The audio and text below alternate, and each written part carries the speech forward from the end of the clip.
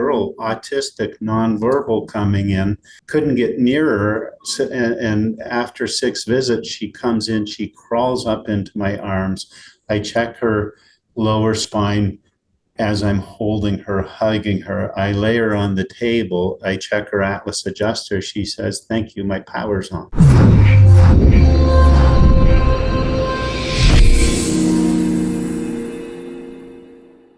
Well, hello, everybody. Dr. Ron Oberstein, President of Life Chiropractic College West, and welcome to another edition of our Life West Leadership Line. Today, from north of the border, north of at least the U.S. border, I have a good friend of mine, Dr. Peter Amlinger. Peter, welcome to the show, brother. Thanks for having me, Ron. Yeah, Appreciate you giving me the time. Absolutely. I know we've been working this to get our time synced up, but it's good. It's great. And it's great to have you. And I just want to, for the audience, I just want to share with you a little bit about Dr. Peter. He is a CMCC graduate, 1985. So that puts him about 38 years in practice. Also, been in the same practice for 38 years. So he's a doc that's been in the trenches, but not just been in the trenches. He's been involved in a lot of things. He speaks internationally, nationally, and internationally, speaks on philosophy, teaches on technique. He also was involved with his regulatory board up in Ontario, spent 20 years as a VP, president, probably every committee they had there. So he's been involved politically. He's been involved on regulations. He's been involved, of course, lecturing and teaching. And, he's been in it. And I'm really excited. We'll extract some very cool things. He's got a family-based practice, been doing the same thing, checking for neurological interference when necessary, correcting it. And we're just really, really excited to get into this. So Pete, it's great to have you, man. And let's jump in. Love it. Perfect. 38 years. And I have to tell you, it's a beautiful time. I'm 43 right now. And, but I've been in this seat for, the last 7 or whatever years. So it's been, out of practice that long. But, I know this, man, to be in there's got to be some kind of a drive. There's a mission inside of that, right? Will you share with us what your mission is, or just being mission driven? And it's interesting because I think I tell my people I've only worked 2 months in 38 years, and that was at the beginning of the pandemic, where I had to send my staff home and man the place myself, and seeing 170 in a day with no staff tires you out, man. So I'm really grateful for my staff, I can tell you that. But and the pandemic was a blessing because it really helped me understand and appreciate how deep my mission is within me, and my mission is to analyze and adjust subluxations in families to optimize their expression of life. And we've been doing it, as you said, for 38 years. And it really started in an innately guided way, if you will, as when I was led to the profession of chiropractic. So it's a bit of a long story, so I apologize for that. But the Reader's Digest version of it is that at the end of 11th grade, I was sitting in the guidance office of the all-boys Catholic high school I attended while the priests were in a meeting, and I happened to pick up a book, which was the CMCC course calendar, and I read the definition of chiropractic, and something inside me said, "This is what you're supposed to do with your life." And I said, "Okay." And I went home. It was a Wednesday, I remember, and I told my mom I'm going to be a chiropractor, and she didn't say anything.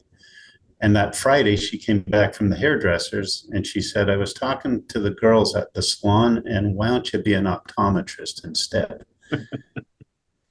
Which was perfect because the way I was wired at the time, I said something I can't say on screen to myself. And I said, I'm going to be a chiropractor. And I became galvanized that I was going to be a chiropractor, not knowing what chiropractic really was all about. Yeah. And so That's amazing, because when you look at that kind of a story that, we always talk about how, we don't choose chiropractic chooses us, right? Yeah, and that's exactly what happened. When BJ said, "I will," I said, "Okay." And so I went from a average student to a straight A student, uh, got into university, was studying pre-chiropractic, basically, was preparing for my interview at CMCC, and I thought they're probably going to ask if I've ever been to a chiropractor, and I should probably be able to say yes. And I came from a medically oriented family. My sister was a nurse, my older sister. So I went and found the closest chiropractor to campus that I could find, and I went to see him. And he happened to be a really good guy. Gave me a chiropractic philosophy book, started checking me and adjusting me, and and um, and and that was my introduction to chiropractic. And over the course of my first year of care, so I just went and started getting adjusted. What he didn't know was I had a headache every day of my life. Wow. And I would come home from school, take 2 aspirin, and sleep for half an hour to an hour. I had chronic indigestion. I was probably the only university student in history who had to drink a beer with a Rolade underneath their tongue just to put the fire out. And the doctor said I had a nervous stomach and I'd probably get ulcers someday. I had a bad knee that took me out of sport. The medical profession couldn't figure it out. So they said, just stop playing sport. So I did. And, just started getting out of shape. And then I had this weird thing where if I put my head down on the floor, and I had to because I was the youngest of 6 kids in a very small house, there was no room on the couch for me, but I would immediately get dizzy and see double. Yeah. And concurrently, I happened to get my first eye exam, and they said, you're blind in your right eye. You have no depth perception because your eye's turned and your brain has stopped processing information from your right eye when both eyes are open. So I started getting adjusted, and the first thing that happened was my headaches went away. And after about 3 months, my gut was better. Cast iron stomach to this day. My knee got better. I could start putting my head down and not get dizzy and see double. And 6 months after I got my prism glasses, which I never wore, I went back for a recheck at the optometry school. And lo and behold, my vision was coming back. So after a year of chiropractic care, I had 20/20 vision in both eyes with both eyes open and depth perception. Wow. So that happened before I got to chiropractic college. And it's like, wow, there's something to this thing that has called me. And that's what's fueled my vision ever since. Yeah. Yeah, it's beautiful. But it's beautiful. And to see that you were drawn to that, you had this miracle, so to speak, happen, which we know it's not a miracle because when the body's out of balance, it's not going to function well. When it's in balance, it'll, always function well, right? To the potential it has available in it.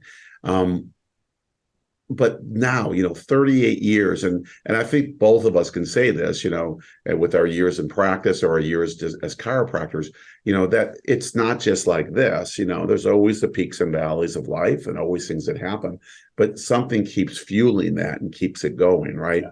For that mission, right?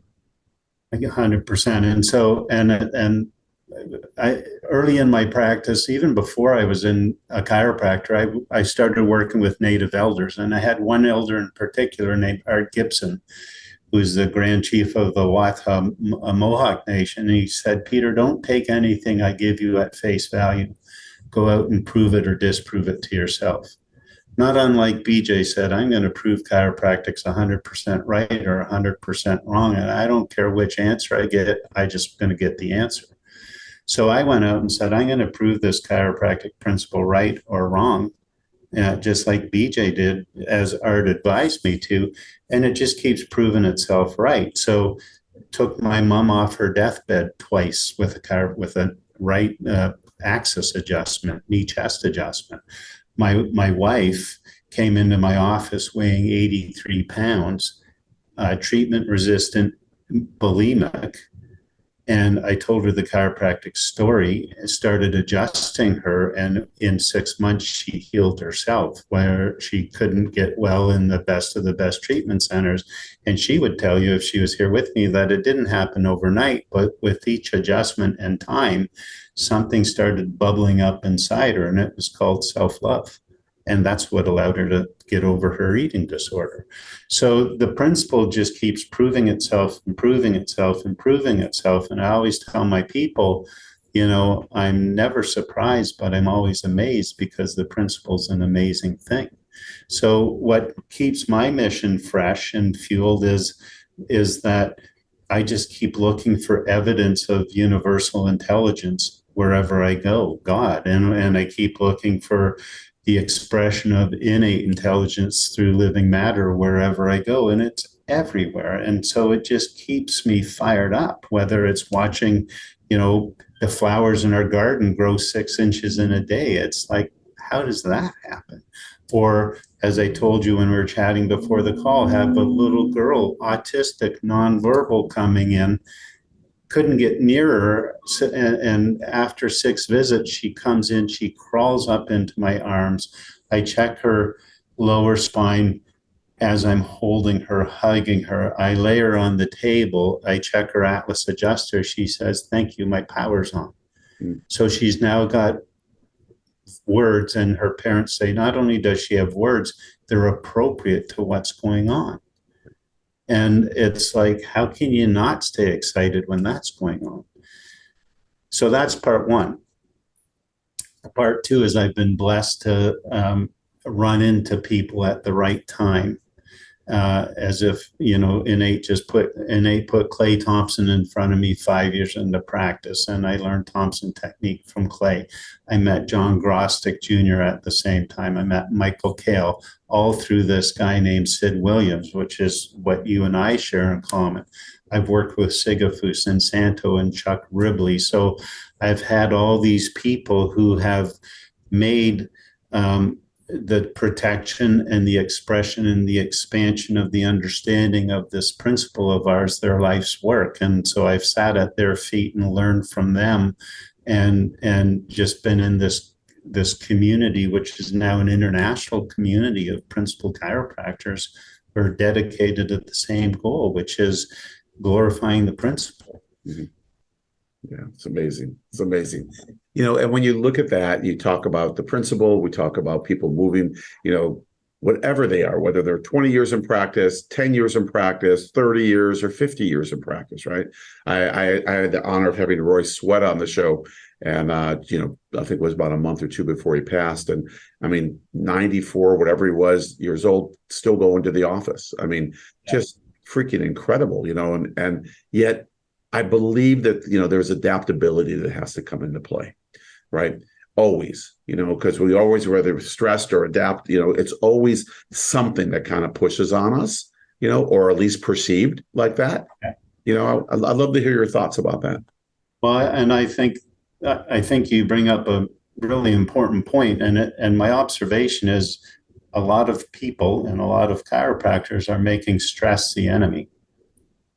And the bottom line is stress is essential for growth, right? If you're into resistance training, if you don't stress those muscles to exhaustion, you don't grow. I train Taekwondo. If I don't push myself when I'm stretching, I don't expand my flexibility. A blade doesn't sharpen unless it's stressed by the friction of the stone. So stress is essential for growth. And if you can adapt to a stressor in your life on any level, it will foster a growth opportunity.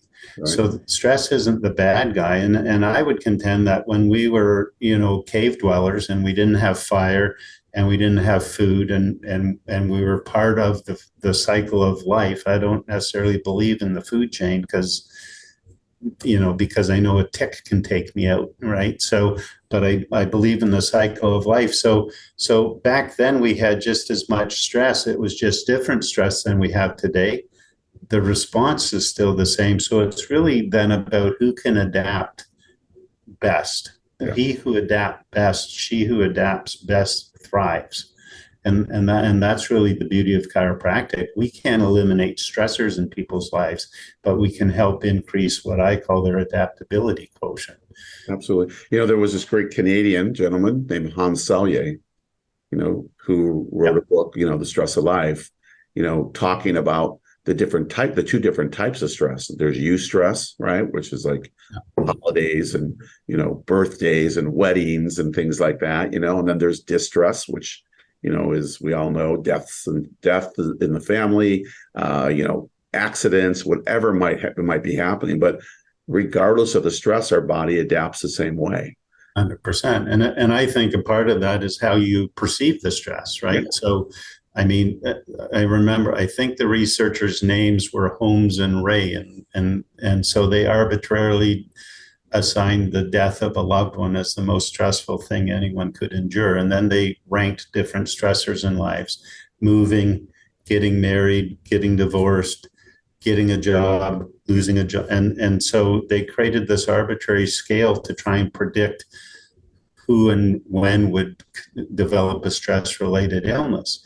And I looked at it, and it's like one person could look at their move and be excited about moving into a new home, to give new opportunities to their family. Somebody else could just look at all the work involved, and it could become a distressor for. So one of my rules, and I travel light, but I still carry a few rules of life with me. And one of them is that nothing's a crisis or a tragedy unless I choose not to learn from it. Mm-hmm. So my brother Paul committed suicide back in 1997. And one of my greatest messages, which I still deliver to this day, came through me as I was processing his death. And so his death became a wonderful moment in that I downloaded this talk. So his death became a gift to me, and I'm still sad he's gone, but it became a meaningful and positive experience, and allowed me to stay in gratitude for it. Mm-hmm. And so it's all about how we perceive it. That's the first key to adaptability, I believe. Absolutely. And I think that we, as humans, we need to understand that no matter what we're doing, we're always adapting. It's just at what level are we adapting? Are we adapting at 100%? Are we adapting at 60%? And where that adaptability comes from is our physical, mental, spiritual ability to be able to bring all that together, right? And of course, that's what we do when we unite, through the adjustment. That's the whole purpose of uniting man and woman, the physical, with man and woman, the spiritual, right? That's the whole 100%. That's what healing is. It doesn't matter what it looks like on the outside, right? Correct. That's what healing is. One of my favorite quotes is that on the cover page of volume 18, Subluxation Specific Adjustment Specific. It's from Alexander Cannon's The Invisible Influence. Mankind is seething with unrest right now, looking not for a specialist in this, that, or the other, but rather one who recognizes man as spirit, mind, and body, and realizes that you can't touch one without touching all three. Right. And so what the natives in the native philosophy, they teach that we are first a spirit, right? I would say first we're a twinkle in the creator's eye, right? He loved us into existence. And then we became a spirit, and our physical body is an expression of that spirit. And our mind is an expression of that spirit. So when you start, it's the most beautiful expression of the spirit, mind, body unification, right? It's not a separate thing. And so when we look at that, what integrates spirit, mind, and body, it's obviously our neurology. So it gives us in an instant the opportunity to realize how incredibly important chiropractic care is for humanity, to keep that person connected to themselves and to source, and through that to all of creation. And that's what then allows a person to adapt in an innately guided fashion. Mm-hmm. And so it's about then feeling our way through life and using all our faculties, our mind, our innate, and our physical body to move through experiences and adapt. Yeah, yeah, it's beautiful, and really that's what it is. And I think that if I know that if people were to understand that at a deep level and practice with that within them, we would move out of this. Some people have a musculoskeletal model. That's cool. No judgment on that. That's cool. Others have a neuromusculoskeletal model, Yeah. which are totally different, right? Because the musculoskeletal is just joints and nothing talking about the nervous system, which I don't think you can have a musculoskeletal problem without the nervous system. But you move on the progression of the ladder, where you can finally get to that space of if I just create this communion, right, of body and spirit, or of the person within themselves, it doesn't matter what it's called, that people can then become whole, right? And Bill Bain talked about this for years. People can then become whole, or bring their human, connect their human to their being, right? And become an actual human being. And I know we play in a lot of different levels. You've got someone coming in, like you mentioned, a little girl with autism, and the parents might be coming in for something different, regardless of what you're addressing. This with the principal, it's still going to happen with or without the principal. It's still going to happen. So we always have to relate to our people at whatever level they are and educate them to kind of bring them up, but it's such a beautiful thing to live by, Yeah, and every muscle and joint in the body has a mechanoreceptor in it, so there always has to be a neuronal component. It's just basic biology. So, and anything other than that's just a lie. Unfortunately, I'm just telling it like it is. I used to have this spectrum, which I think I spoke about at the Wave one year, of 6 sort of levels of the spectrum of chiropractic care, from reductionistic to creationistic, which is how I framed it up. And it just became simpler. And you touched upon it to me in the past 6 or 8 months. And so if you're talking about the bones and the joints, it makes you a mechanic. And there's nothing wrong with that, right? And you'll attract a mechanical clientele and have a mechanical practice. If you're talking about the nervous system, it makes you like an electrician. Mm-hmm. And so you'll have a more diverse practice. People will come in with different presenting issues and whatnot, and you'll explain it in a neurological manner rather. So, and that's great, and then if you talk about the expression of life, it moves you in the realm of becoming a healer. And that's vital. And it took me a long time to get my head around this, because I have in big, bold letters on my wall in my office, along with my mission statement, the power that makes the body heals the body. Thank you, Chuck Ripley, for that, and many others. So it's there and it's front and center. And every new patient, I turn to it and say, this is what we work with in the clinic. Right. And then I explain. So it's like I'm telling them all healing comes from above, down, inside out. But then I recognize when I'm talking about the expression of life, I'm moving into the realm of a healer. And so it's just the fact that universal intelligence, of whatever you want to refer to that as, I'm comfortable with God. So when God loved me into existence, he gave me some gifts, and there are spiritual gifts, one of them being the gift of healing through the touch and through the word. And so I now recognize and accept that I and you and anyone who's been called to chiropractic has been given the gift of healing. Yeah. And so we then have a responsibility to develop that gift. And really, the development of that gift involves the stripping away of all ego and just becoming a clean vessel that spirit can work through to express its healing power. The spirit that moves in and through all things works through you and I, and creates that sacred experience, which we call the healing experience, the chiropractic adjustment. So now that I've got I've worked with it in my head, I can reconcile the fact that healing can only come from above down, inside out. But part of that process is universal intelligence working through me from above down, inside out, as I'm in this open-hearted space. So true healing is when the chiropractor, who is part of the healing environment, becomes this clean, hollow vessel, this open-hearted being that universal intelligence, the spirit that moves through all things, can work through from above down, inside out, and move into the patient and connect with the patient's innate, removing the interference and reconnecting the patient to source.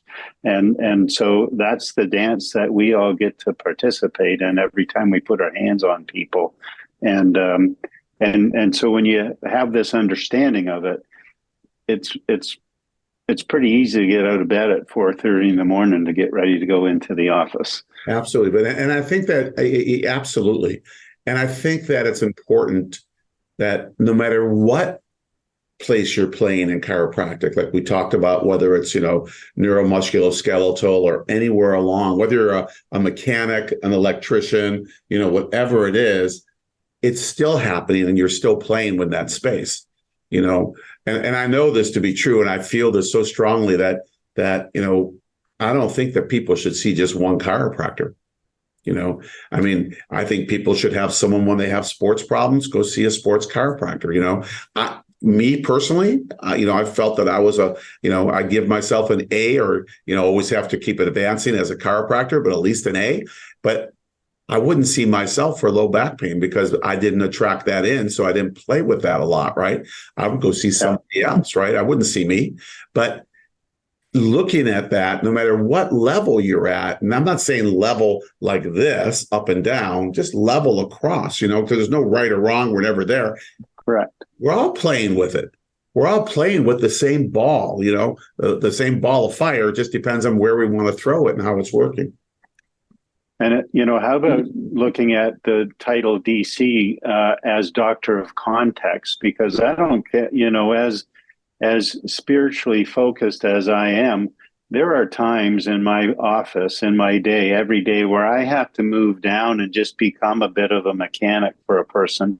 If that's what their level of understanding of chiropractic is, I must meet them there first. Yeah. And they need to be heard there before they'll be open to anything else I have to say. And so if they're there, that's where I meet them. If they're, if they're ready for the electrical analogy, that's where I meet them.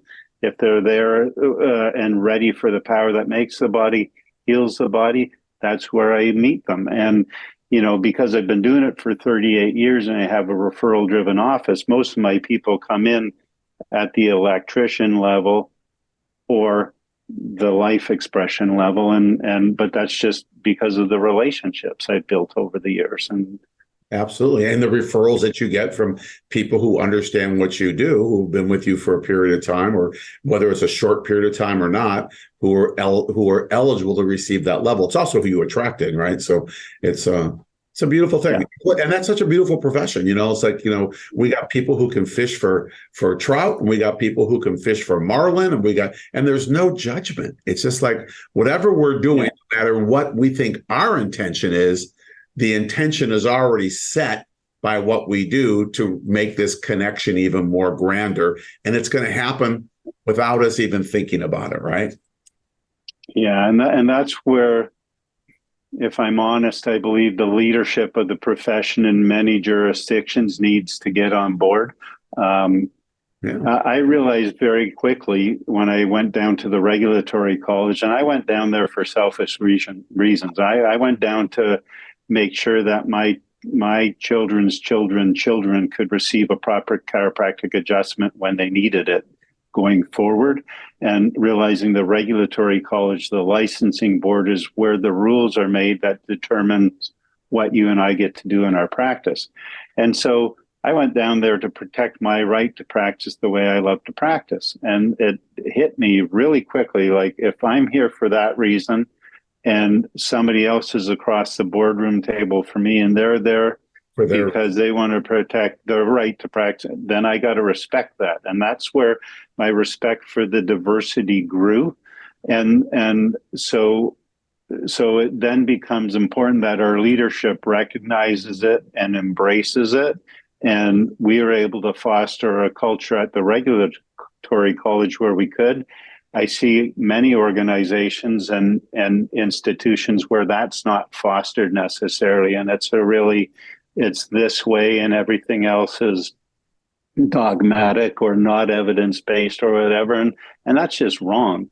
I think that's people who are, we need servant leaders in our profession. And you're an example of one.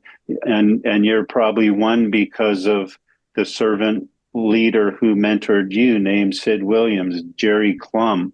We look at Chuck Ribley, Sigafus. We look at Dick Santo. All those men were servant leaders. And so it just rubbed off on you and I because we sat at their feet and learned from them when we were young pups in the profession. But a servant leader to me who's somebody who steps into a position of leadership.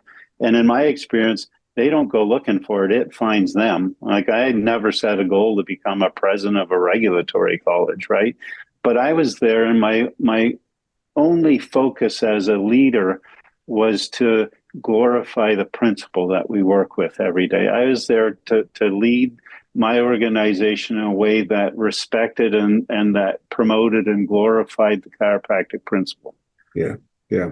Boy, man, you know what? We could go on and on, Peter, but we've got to come to a close. And I love how we just closed because really, no matter what, like you said, whether you're an electrician, whether you're a mechanic, whether you're, life expressionist, we're all glorifying the principle in everything that we do, just like as human beings, right? We're all walking a path. Yeah. Might not be the same path, but we're all here to make a change or make a dent, in ourselves, therefore in humanity, therefore, just kind of the trickle down effect. But dude, I love you, I appreciate you, and I appreciate all that you brought to the table today. And, for our group, for our viewers, we had a power outage over in Mississauga.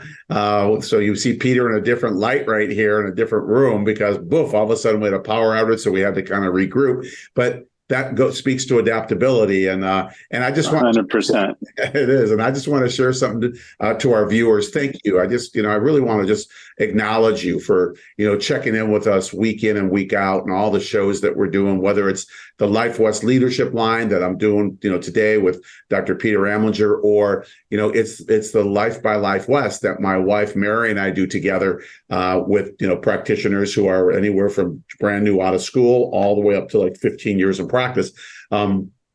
You sharing this, you spreading this has really, forget about our viewership, and now it's on podcasts, so you can be able to, pick it up on Spotify and other places, and you can listen to it. I've got a lot of people telling me to listen to it on the way to their office and things like that. But by you sharing it, truly just makes a difference, to the next person. And what Peter said, he had a bunch of jewels, a bunch of diamonds that came out today. And I think it's going to take a few listenings to really kind of grasp them.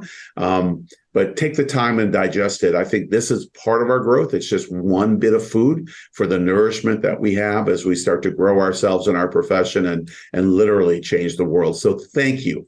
And for Dr. Peter and myself, we're going to bid you adieu, and I'll see you at either our next Life West Leadership Line or Life by Life West. So until then, keep hugging those around you.